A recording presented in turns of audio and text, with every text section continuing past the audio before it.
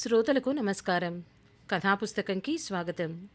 ఈరోజు మనం శ్రీమతి హోతా పద్మినీదేవి గారు రాసిన మౌనం అనే కథను విందాం. ఈ కథ అక్టోబర్ 4, 2007న ఆంధ్రభూమి సచిత్ర వారపత్రికలో ప్రచురితమైన కథ. ఇక కథలోకి వెళ్దాం. నువ్వు ఊరుకు వెళ్ళి 4 రోజులైంది.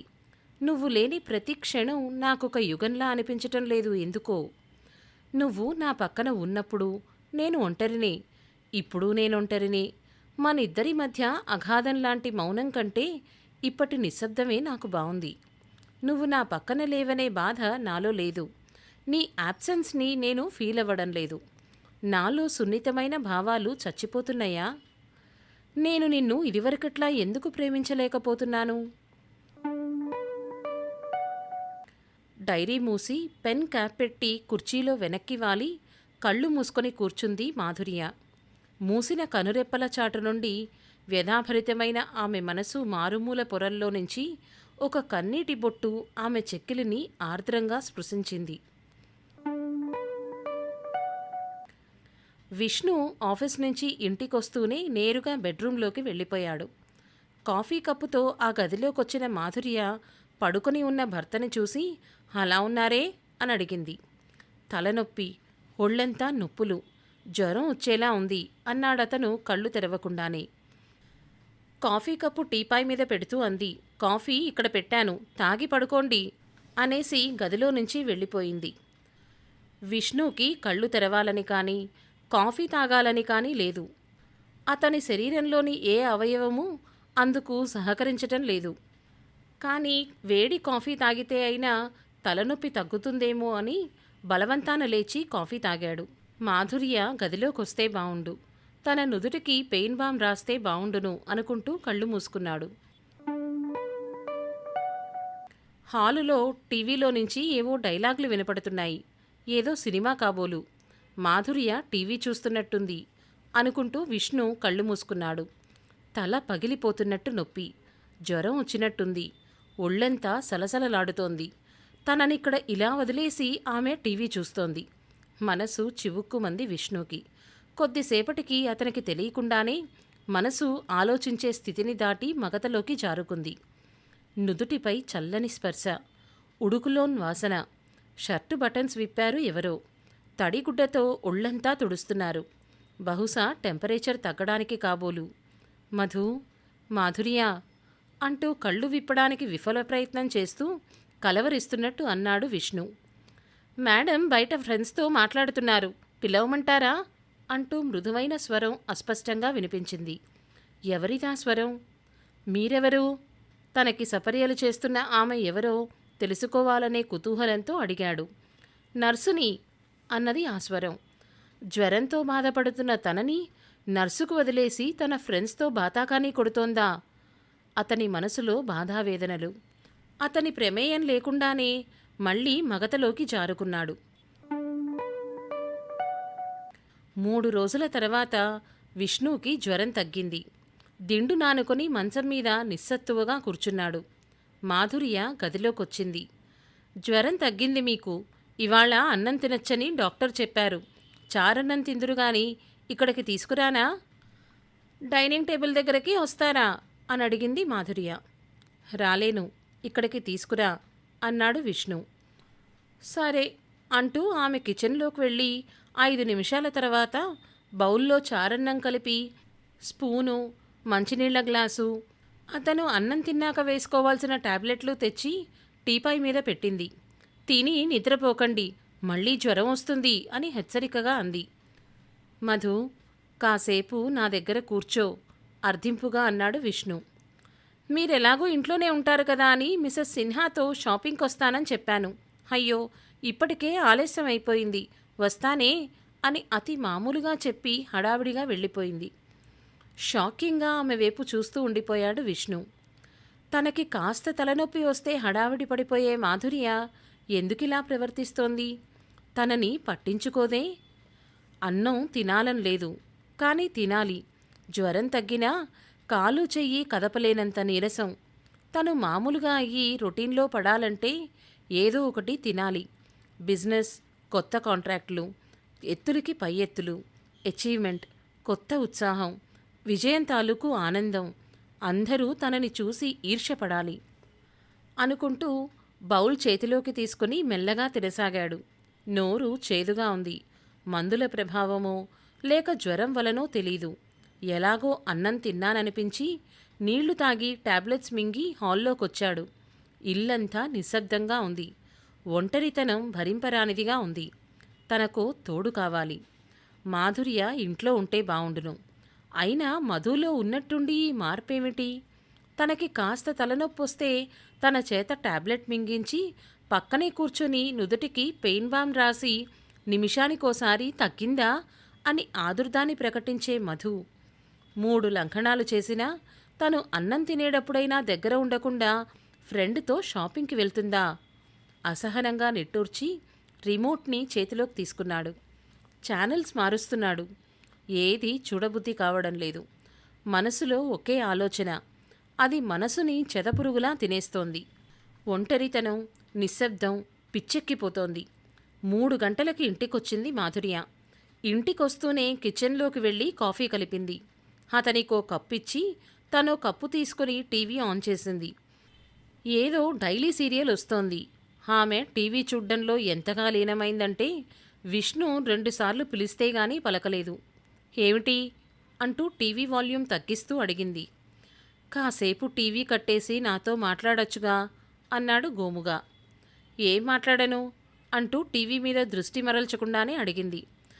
నాకు బోరుగా ఉంది అన్నాడు విష్ణు. నేనేం చెయ్యను, మీరు కూడా టీవీ చూడండి కావాలంటే అంది. విష్ణు నోటమాట రావడం లేదు. ఆమె తనని నిర్లక్ష్యం చేస్తోందనే భావనని తట్టుకోలేకపోతున్నాడు. నాకు నీరసంగా ఉంది మధు, కాసేపు నా దగ్గర కూర్చో అన్నాడు. ఇది మరీ బావుంది. నేను మీ దగ్గర కూర్చుంటే మీకు నీరసం తగ్గిపోతుందా అంటూ వ్యంగ్యంగా అడిగింది. అతను నిస్తేజితుడై చూస్తున్నాడు ఆమెని. ఉన్నట్టుండి ఆమెలో వచ్చిన ఈ మార్పుకి నివ్వెరపోతున్నాడు. ఎందుకిలా మారిపోయావు మధు అనుకున్నాడు బాధగా. రాత్రి 10:30. పోర్టికోలో కారు ఆపి లోపలికొచ్చాడు విష్ణు. మాధుర్య అతని రాకని గమనించనట్టే టీవీ చూస్తోంది. అతను 10 నిమిషాల్లో స్నానం ముగించి డైనింగ్ టేబుల్ దగ్గరకెళ్తూ పిలిచాడు.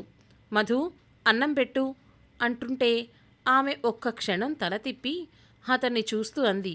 హరే, మీరు భోంచేయలేదా? ఇంత రాత్రి వరకు ఇంటికి రాకపోతే మీ ఫ్రెండ్స్తో బయట తినేసొచ్చారనుకున్నాను. అందుకే నేను భోజనం చేసి మిగతా వంట వాచ్మెన్కిచ్చేశాను అన్నది మధు. అతని కడుపులో ఆకలి కరకరలాడుతోంది. ఆకలి కంటే భార్య తనని నిర్లక్ష్యం చేస్తోందనే వేదనే మనసుని మండిస్తోంది. ఇటీవల కాలంలో భార్య ప్రవర్తనలో వచ్చిన మార్పుకి అసహనంతో రగిలిపోతున్న అతను ఆగ్రహంతో అరిచాడు. నేను ఇంటికి భోజనానికి రాను అని నీతో చెప్పానా అన్నాడు. రాత్రి 10 గంటలు దాటితే ఫ్రెండ్స్తో బయట తిని రావడం మీకు అలవాటేగా అంటూ ప్రశాంతంగా జవాబిచ్చింది మధు.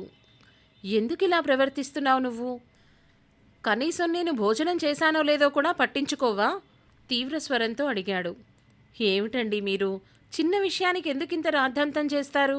మీరు బయట తినేసొస్తారేమో, వంట పొద్దుటికి పాడైపోతుందని వాచ్మెన్కిచ్చాను తప్ప, అంతగా ఆకలైతే ఫ్రిడ్జ్లో పాలున్నాయి తాగండి అనేసి మళ్ళీ టీవీ చూడ్డంలో లీనమైంది.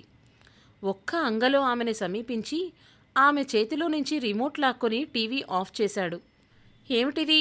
టీవీ చూడ్డానికి కూడా నాకు మీ పర్మిషన్ కావాలా? అతని చేతిలో నుంచి రిమోట్ లాక్కోబోయింది మధు. అంతే, ఆమె చెంప చెళ్ళుమంది. ఆమె చేష్టలు దక్కి నిలబడిపోయింది. నీకు పొగరెక్కువైంది. నాకు జ్వరం వస్తే పట్టించుకోకుండా నర్సుకి నన్ను అప్పచెప్పి ఫ్రెండ్స్తో షికార్లు కొడతావా? నా ఆకలిని పట్టించుకోకుండా పీకల దాకా తిని టీవీ చూస్తూ కూర్చుంటావా? పొగరే కాదు, నీకు నిర్లక్ష్యం కూడా పెరిగిపోయింది. కట్టుకున్న మొగుడిని పట్టించుకోవడానికి తీరికలేదా? అవధులు దాటిన ఆగ్రహంతో అడిగాడు. నవ్వింది మాధుర్య. 20 రోజులు, ఒక్క 20 రోజులు మిమ్మల్ని నిర్లక్ష్యం చేస్తే తట్టుకోలేకపోతున్నానే. అలాంటిది మన పెళ్ళైన ఈ 3 ఏళ్లలో కొత్తల్లో 6 నెలలు తప్ప నన్ను మీరు పట్టించుకున్నారా? నేను అనేదాన్ని ఈ ఇంట్లో ఉన్నానని మరిచిపోయి అర్ధరాత్రి ఇంటికొచ్చి ఫ్రెండ్స్తో బయట తిన్నానని చెప్పి కనీసం నేను తిన్నానో లేదో అడగకుండా మీరు నిద్రపోయేవారే, అప్పుడు నేనెంత బాధపడ్డాను. అందుకని ఇలా బదులు తీర్చుకుంటున్నావన్నమాట నిరసనగా హేళనగా అన్నాడు. కాదు, నేను పడ్డ బాధేమిటో ప్రాక్టికల్గా మీకు తెలియచెప్పాలనుకున్నాను. మీకు జ్వరం వస్తే రాత్రింబవళ్ళు మిమ్మల్ని కనిపెట్టుకొని నేను మీకు సపర్యలు చెయ్యాలి.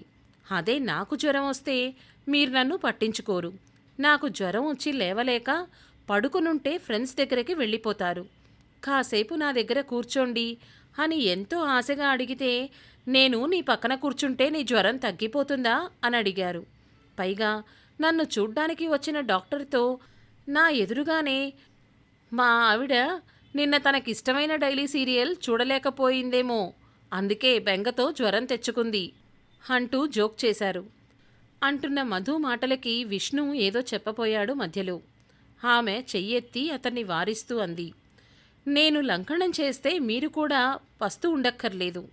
నేను ఒళ్ళు నొప్పులతో బాధపడుతుంటే మిమ్మల్ని నా కాళ్ళు పట్టమని అడగలేదు. కనీసం నా పక్కన 5 నిమిషాలు కూర్చోవచ్చుగా, నా చేత టాబ్లెట్ మింగించవచ్చుగా. నిర్లక్ష్యం. నేను మీలాగే ప్రవర్తిస్తే అందుకే నేను మిమ్మల్ని పట్టించుకోలేదు. కాదు, అలా నటించాను. మీకు కావలసినవన్నీ అమరుస్తూనే మిమ్మల్ని పట్టించుకోనట్టు నటించటానికి మనసు చంపుకున్నాను. ఒక నర్సుగా మీకు సపర్యలు చేస్తూనే ఫ్రెండ్తో కలిసి షాపింగ్కి వెళ్ళానని మిమ్మల్ని నమ్మించాను. నిజానికి ఆ రోజు నేను బయట లాన్లో కూర్చొని ఇంట్లో ఉన్న మీరేం చేస్తున్నారో గమనిస్తూనే ఉన్నాను. ఒంటరితనంతో యుద్ధం చేస్తున్న మీలోని అశాంతిని, అలజడిని గమనిస్తూనే ఉన్నాను. కానీ అది చాలదు. ఇన్నాళ్ళు మీ మౌనంతో, ఆ నిశ్శబ్దంలో నేను ఎంత అశాంతికి లోనయ్యానో మీకు ఇంకా బాగా అర్థమవ్వాలి. అందుకే అలా ప్రవర్తించాను అంటున్న మధు మాటలకి, జ్వరం వచ్చినప్పుడు నాకు సేవ చేసింది నువ్వా, నర్సు కాదా? అప్రయత్నంగా అడిగాడు. తల పంకించింది మధు.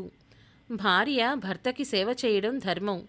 అతని నుంచి ప్రతిఫలాన్నో కృతజ్ఞతనో ఆశించి ఆమె అతనికి సేవ చెయ్యదు. కానీ ప్రతిగా అతని నుంచి అదే ఆదరణను ఆశించటం తప్ప. అడుగుతున్న ఆమె స్వరంలో ఆవేశం లేదు. మంచుకన్నా చల్లనైన భావమేదో ఉంది. అది అతన్ని వణికింపచేస్తోంది. మీ ఫ్రెండ్స్తో గంటల తరబడి మాట్లాడే మీకు నాతో 5 నిమిషాలు మాట్లాడే తీరిక ఉండదు. మీ మౌనాన్ని, ఈ నిశ్శబ్దాన్ని నేను భరించలేకపోతున్నాను. ఈ మౌనం మనిద్దరి మధ్య దూరాన్ని పెంచుతోంది. నన్ను ఒంటరితనం అనే లోయలోకి విసిరేస్తోంది. మౌనం తర్వాత అంతా శూన్యమే. ఆ శూన్యంలో నాకు ఆలంబన దొరుకుతుందేమోనని హార్తిగా వెతుక్కుంటున్నాను నేను. ఆ ప్రయత్నంలో మీకు దూరమైపోతానేమో అన్న భయం, తప్పు చేస్తానేమో అని నాపై నాకు అపనమ్మకం అంటున్న ఆమె స్వరం క్రమేపీ గాద్గదికమైపోయింది. ఉన్నట్టుండి చేతుల మధ్య మొహాన్ని దాచుకొని వెక్కి వెక్కి ఏడవసాగింది. విష్ణు ముఖంలో రంగులు మారుతున్నాయి. సిగ్గు, పశ్చాత్తాపం కలగలిపిన భావం అతని ముఖంలో వ్యక్తమవుతోంది. చలి జ్వరం వచ్చిన వాడిలా నిలువెల్లా కంపిస్తున్న అతను ఒక్క అంగలో ఆమెను సమీపించి ఆమెని గుండెలకి హత్తుకున్నాడు. క్షమించు మధు అని అతను అడగలేదు. కానీ ఆమెని అల్లుకున్న అతని చేతులు, ఆమె తలపై వర్షిస్తున్న అతని కన్నీళ్లు ఆమెని క్షమాపణ కోరాయి. ఆ ఇద్దరి మధ్య ఇప్పుడూ మౌనమే. ఇప్పుడు ఆ మౌనంలో ఎన్నో భావాలు, మరెన్నో రాగాలు ఉన్నాయి. సమాప్తం. ఇదండి కథ. అస్సలు మాటలే వినిపించటం మానేశాయి. మొబైల్ మాటలే ఎక్కువైపోయినాయి. నిజమే కదా. కొత్తగా ఫోన్లొచ్చి దూరంగా ఉన్న మనుషుల్ని దగ్గర చేసిందని సంతోషపడాలో, పక్కపక్కనే ఉన్న మనుషుల్ని కూడా దూరం చేసేస్తోంది అనే బాధపడాలో అర్థమే కావడం లేదు. మీకు కూడా ఇలాగే అనిపిస్తోందా? ఇంట్లో ఉన్న అందరూ ఒక్క అరగంటైనా కలిసి సమయాన్ని సద్వినియోగపరుచుకునేదానికి ప్రయత్నించండి. ఈ కథ మీకు నచ్చితే లైక్ చేయండి, షేర్ చేయండి. మీ బంధువులకి, ఫ్రెండ్స్కి షేర్ చేసి ఈ కథని వినిపించండి. హోతా పద్మినీదేవి గారు రాసిన మార్పు, గర్వం, తిరస్కారం వంటి సందేశాత్మకమైన కథలు డిస్క్రిప్షన్లో లింక్ ఇచ్చాను, తప్పక వినండి. మరిన్ని వినోదాత్మక, సామాజిక కథలు వినాలి అనుకుంటే కథాపుస్తకం ఛానల్ని సబ్స్క్రైబ్ చేసుకోండి. ధన్యవాదాలు.